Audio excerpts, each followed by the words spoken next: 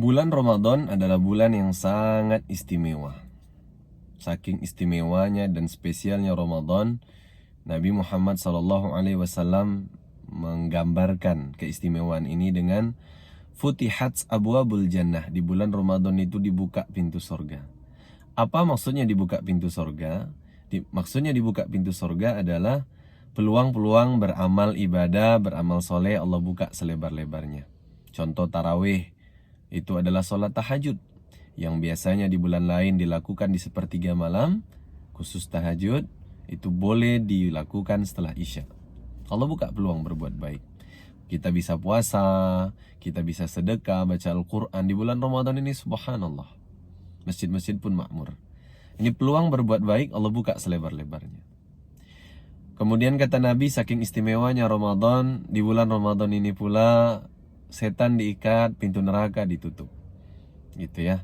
Nah, diikat setan dan ditutup neraka, maknanya artinya adalah peluang berbuat dosa Allah persempit. Kita bisa melihat sendiri betapa bahkan iklan-iklan di TV saja banyak yang pakai jilbab. Kemudian rumah makan tutup gitu ya, walaupun buka sore sampai malam. Kemudian kata Nabi SAW, pada bulan Ramadan dilipat gandakan pahala. Jadi di bulan Ramadan ini kalau kita beramal soleh, pahalanya dilipat gandakan lebih banyak di bulan biasa. Saking gitunya, seorang ulama pernah berkata, satu hari di bulan Ramadan tidak sama dengan kita puasa 60 hari berturut-turut di hari biasa. Saking luar biasanya pahala dilipat gandakan di bulan Ramadan. Kemudian Allah juga menggambarkan keistimewaan Ramadan dengan diturunkan di dalamnya Al-Quran. Surat Al-Baqarah ayat 184. Syahrul Ramadan alladzi unzila fihil Quran. Bulan Ramadan adalah bulan yang diturunkan di dalamnya Al-Quran. Kemudian di bulan Ramadan ini istimewanya lagi ada malam Lailatul Qadar yang lebih baik daripada 1000 bulan atau kurang lebih 83 sampai 84 tahun. Sebagaimana firman Allah surat Al-Qadar, Inna anzalnahu fi lailatul qadar. Ya. Sungguh kami menurunkan Al-Quran itu pada malam Lailatul Qadar. Di Ramadan ini ada Lailatul Qadar. Gitu ya. Ini keistimewaan Ramadan. Gitu. Hanya saja keistimewaan Ramadan ini tidak bisa membuat kita istimewa. Padahal logikanya, kalau orang pakai mobil mewah, mobilnya istimewa, yang pakai mobil ini ikut-ikut istimewa. Kalau orang pakai baju celana istimewa, dia jadi ikut istimewa. Orang menduduki kedudukan istimewa, dia ikut terlihat istimewa, jadi istimewa. Orang berpasangan dengan orang yang istimewa, dia ikut istimewa. Bahkan anak atau orang tua dari orang yang istimewa ikut jadi istimewa. Tapi sayangnya bulan Ramadan yang istimewa ini tak mampu membuat kita istimewa.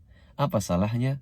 Salah satu di antara banyak salah yang membuat kita tidak istimewa oleh Ramadan yang istimewa ini adalah hakikat Ramadan itu sendiri tidak kita penuhi. Hakikat puasa di bulan Ramadan itu tidak kita penuhi. Ramadan adalah bulan yang identik dengan puasa. Karena satu bulan penuh kita puasa, selain mereka yang dikecualikan seperti wanita haid, menyusui, hamil, nifas, orang sudah tua, sakit, musafir, gila, anak kecil gitu ya. Nah, kita yang sudah puasa ini mungkin berpuluh kali gitu ya, ada yang udah sekian kali lah. Kenapa kita tidak jadi istimewa oleh bulan yang istimewa ini begitu ya? Oh, rupanya ibadah yang identik dengan Ramadan, puasa itu sendiri kita tidak memahami dan mungkin tidak mengikuti hakikatnya. Terus apa hakikat dari puasa itu? Menafsirkan surah Al-Baqarah ayat 183 ya, yang berbunyi, Ya ayyuhalladzina amanu kutiba alaikumusiyam kama kutiba alal ladzina min qablikum la'allakum tattaqun. Ya. Wahai orang-orang yang beriman, diwajibkan atas kalian berpuasa sebagaimana orang-orang terdahulu sebelum kalian berpuasa, agar kalian bertakwa. Menafsirkan ayat ini Imam Al-Qurtubi Al-Andalusi Al-Maliki dalam tafsir beliau kitab Al-Jami' li Ahkamil Quran, beliau berkata, hakikat puasa adalah al-imsak anil kalam, untuk menahan, mengkontrol kalam, lisan kita ini dari kalam, perkataan. Jadi puasa itu hakikatnya menahan perkataan, begitu loh. Jadi Kenapa kita diwajibkan puasa oleh Allah? Agar kita bisa mengkontrol perkataan, mengurangi perkataan, mengurangi bicara, mengurangi ngobrol gitu ya. Makanya ketika kita puasa, itu kita lapar, kita haus, mulut kita bau. Karena normalnya orang lapar itu malas ngomong. Normalnya orang haus tuh malas ngomong. Normalnya orang mulutnya bau itu ngomong ndak pede. Jadi dia ya ndak terlalu banyak ngomong lah gitu ya. Nah, inilah hakikat puasa yang selama ini mungkin terabaikan. Mari kita perbaiki kembali.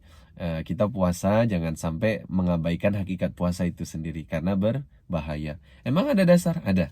Nabi Muhammad SAW di sini riwayat Imam Ahmad dan Abu Daud derajatnya hasan, kata Nabi, وَمَنْ لَمْ يَدَعْ قَوْلَ الزُّورِ فَلَيْسَ لِلَّهِ حَاجَةٌ فِي أَنْ يَدَعَ طَعَامَهُ وَشَرَابَهُ.